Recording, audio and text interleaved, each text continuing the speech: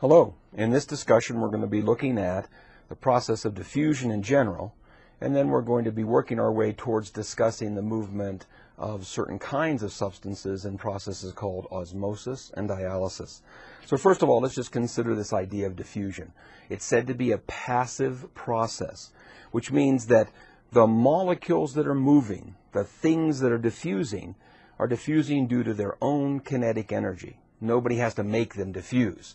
Now, of course, you can affect how fast they diffuse, all right? But the diffusion process itself is said to be passive because it does not require any external energy source. It's just the kinetic energy of the substances themselves. And what do? Well, we say they have a tendency to move from regions where there's more of them, regions of higher concentration, toward regions of lower concentration. Well, what's an everyday example of that?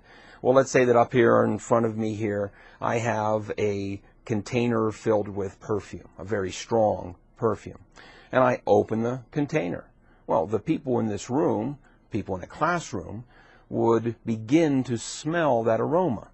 First people in the first row, second row, and then eventually people in the last row. And you ask yourself, how did those smell molecules get around the room? Well, as I opened up the container, there would have been molecules with kinetic energy inside the container bouncing into each other, and they would have had a tendency, some of them, to bounce through the opening. And as they bounced through the opening, imagine if I went even further and poured out some into a container, a big flat container. Now I have this highly concentrated cloud of aroma molecules, and they're bouncing around hitting each other. Well, what are they going to tend to do? As they hit each other, they're going to have a tendency to spread apart. And so as I watch them over time, it would be nice if they were purple and I could see them moving. I would tend to see them spreading out over time, moving from a region of higher concentration toward regions of lower concentration. Okay? That's the basic idea of diffusion. Okay? So we're saying that this is a movement due to kinetic energy of the smell molecules themselves. Right? Them moving around and bouncing into each other, having random collisions as they hit and bounce apart and spread. By the way, as they do that, then what's going to happen after just a little bit of time is that they're going to start bouncing and hitting into the air molecules, right? The oxygen gas, the water vapor, the nitrogen gas that's in this atmosphere. And as a result, that's going to cause them to bounce and spread and move further. It doesn't mean they're only going to move in one direction, right? Because certainly one could bounce off of an air molecule and bounce back toward the plate. But we're saying that there's going to be a tendency for them to move from this concentrated location to a less concentrated location. All right, so the process is said to be downhill, or sometimes you'll see the word used spontaneous. Both of those imply that I'm going from high to low, downhill, and that it's something that occurs because of the energy of the molecule. Nobody has to make it happen. It's referred to as being a passive process because of the same basic idea. I don't have to make the smell molecules, the aroma molecules spread out. They do it on their own. Okay? Don't confuse this, because sometimes people will say passive processes don't require any energy. Well, you can see that they're fuzzying up that description a little bit, aren't they? Let me say it to you again slowly and clearly. A passive process doesn't require any external energy, any energy to have to be added to the molecules. Their own kinetic energy determines their motion, and therefore it's called passive. All right, so keep that in mind, especially when you get to the point where you're going to ask questions about other kinds of movement, especially in relation to cells, like active transport. Okay? And then think about what that word active will mean then. All right, so now what affects how quickly something diffuses? Well, you might say, well, what happens, Sean, if you take that same perfume experiment that we did, run it at some other location, but now pour out twice as much perfume onto the petri dish, the flat plate that it's evaporating from, moving into the air from? You'd probably guess that the time it takes for that smell molecule to move from the plate to the back portions of the room would be less time. Well, sure, that makes sense, doesn't it? The greater the number of collisions, the greater the number of molecules present, the greater their concentration, More collisions, more spreading, faster that it moves from one region to another. So concentration differences. How concentrated is this compared to the areas it's moving towards will determine how fast it diffuses. The mass of the molecule will affect it. Imagine that now that you've become experienced at smelling this one perfume molecule, I pour out 2 perfume molecules. The one you've been smelling, A, and a second aroma molecule, B.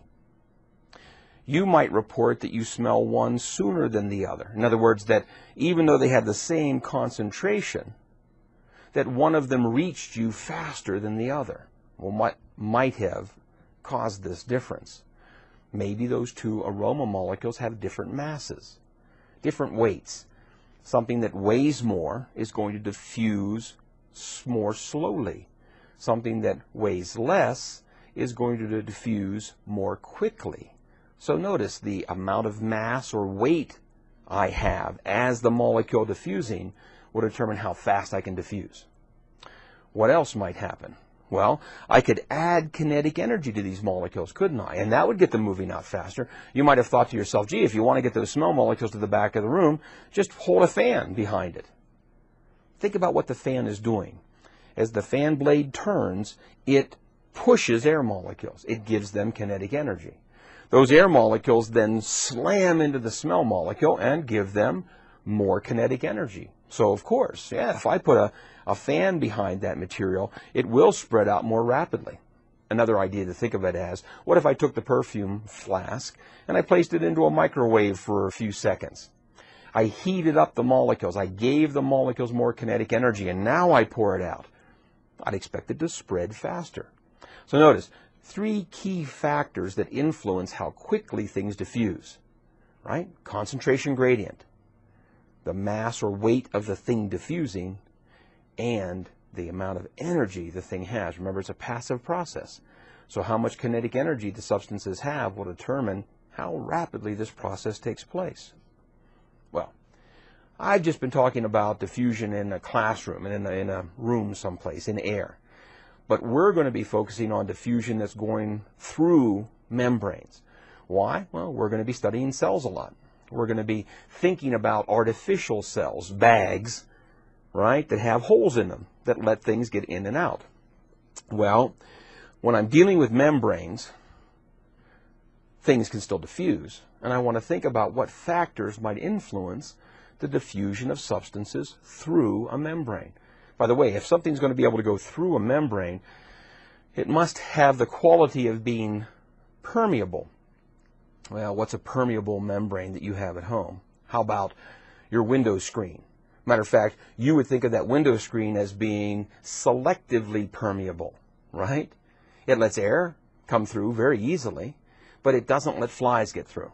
So it's an example, a good example of a semi-permeable or selectively permeable membrane. Well, cell membranes, the kinds of membranes that organisms have surrounding their cells, have this same quality of being selectively permeable. And we want to think about that because that's an interesting question to ask. How do substances move through selectively permeable membranes by this passive process of diffusion? Well, if you consider an illustration that you can find in your text, you can see that when we talk about diffusion, notice in the first illustration how they show us a large number of molecules on one side of a membrane, and the membrane has holes in it that the molecules might be able to have a small enough size to be able to move through. Notice, we're trying to get the sense that there's a bunch of collisions going on among those orange spheres, and as they bounce into each other, occasionally one bounces through one of the holes. And so, after a period of time, we see some molecules bouncing into the unoccupied space. Now, some of those molecules could bounce off the walls and go right back through one of those holes. But notice we think of this as being that there's a net movement from the left-hand side of the illustration to the right-hand side. More is moving to the right than any of the orange spheres that are moving back to the left. I leave it sit for a long period of time. I let these molecules bounce back and forth, and eventually what I'd expect to find is that this membrane and these molecules moving through it might reach a state of equilibrium. And that would mean that these molecules are bouncing through the holes in one direction at exactly the same speed that they're bouncing through the holes in the opposite direction. The second illustration shows that the same is going to be true whether you have one thing diffusing or two things diffusing. Each of them will move mostly from where there are more of them to where there's less of them. Now, the interesting thing in this lower picture is that we have one molecule that starts out concentrated on the right-hand side, so its net diffusion is going to be to the left. And we have another molecule that starts out on the left-hand side. Its net diffusion is going to be to the right.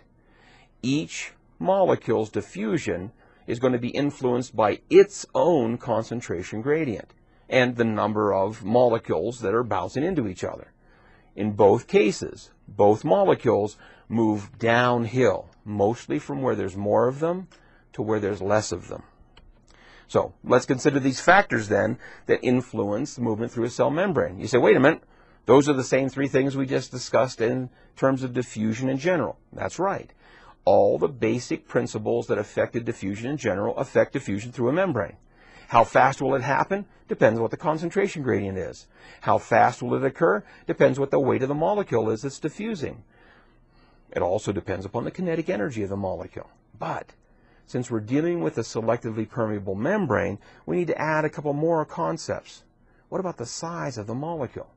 Notice when I talked about those illustrations initially, I said, oh, we have a molecule that is able to fit through the openings, the pores in the membrane. Right? So the size of the molecule. What about the shape? Well, what if those openings, those holes in the membrane have a particular shape? And you as a molecule have a shape that doesn't quite fit that. That will influence whether you can move through. By the way, even if you're small enough to fit through in one dimension, right? A pore like this, and if I float through it this way, oh, I fit in. But what if I run into the pore this way? So you can see how my shape could influence how well can I get through those openings in the membrane. And the holes in a membrane, especially when we talk about cell membranes, are going to have chemical properties. They're going to have charges, positive, negative charges, be hydrophilic, hydrophobic. In other words, a number of chemical properties can be associated with those openings in living cell membranes. And so that's going to influence who can get through and how fast. The chemical properties of the opening and the chemical properties of the molecule that's diffusing. So you see, when we get to talking about diffusion of things through a membrane, now we have to add these additional three considerations, factors that will influence the rate of diffusion. All right, so what are we talking about diffusing? In the case of cells, it's always going to be things moving from one solution to another. Remember, cells are basically bags of solution. And solution is just a solvent. In our case, we're lucky it's always going to be water that has something dissolved in it, the solute. What might that be? Ions, sugars, proteins, all kinds of things might be solutes. And we're not going to worry about defining the individual solute molecules. We're going to talk about them in a general sense, just the stuff dissolved in the water, the solvent. All right? Biological systems based almost exclusively on aqueous solutions, water-based solutions. And so that means that that's going to be the key solvent we're going to see. As a matter of fact, for biology, it's called the universal solvent. The solute molecules, they come in a wide variety of forms, all kinds of things. And for our discussion now, we're just going to lump them all together and talk about them as being the things dissolved, mixed into the water. All right, so when I'm dealing with cells, cell membranes, and I'm interested in substances diffusing through that membrane, think about what things I could take a look at. I could ask the question, gee, what's happening to the water, the solvent, diffusing through the membrane? If I do that, I'm asking about the type of diffusion called osmosis, the diffusion of a solvent, water, through a selectively permeable membrane. If, on the other hand, I focus my discussion or my investigation on the solute molecules in the solutions on two sides of a membrane, then I'm going to be looking at the process called dialysis, the diffusion of a solute molecule through a selectively permeable membrane. So, what are we even looking at? passive processes. Diffusion, the movement of a substance, the tendency for it to move mostly from a region of high concentration to a region of lower concentration. We discussed the idea of it being passive because it just relies on the kinetic energy of the molecules themselves. You'll want to go back and review what are those factors that affect diffusion. Remember, there were 6 in total. And in particular, we talked about the diffusion of components of a solution through the cell membrane, a selectively permeable barrier. Osmosis, diffusion of the solvent water. Dialysis, the diffusion of the solute molecule. Now, I have another video that deals with this idea, and it talks more about the solutions themselves and looks at how they affect osmosis and dialysis. Make sure you take a look at that one as well. Thanks very much.